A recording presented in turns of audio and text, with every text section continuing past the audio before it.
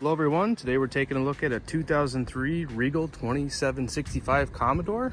This boat's got twin Volvo 4.3 liter inboard-outboard engines, making a perfect little cabin cruiser for getting started doing some marina hopping around northeast Wisconsin. Let's go inside and take a look. All right, here we are in the aft area in the cockpit of that 2765 Regal Commodore.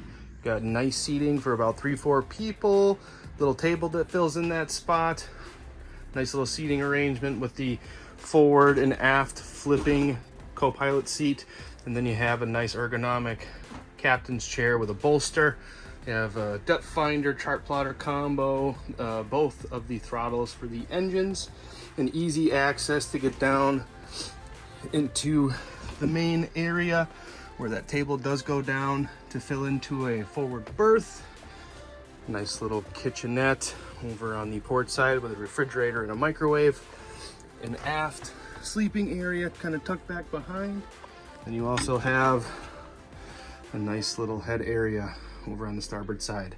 Give us a call at 920-746-8200 to schedule your showing today. Thanks for watching.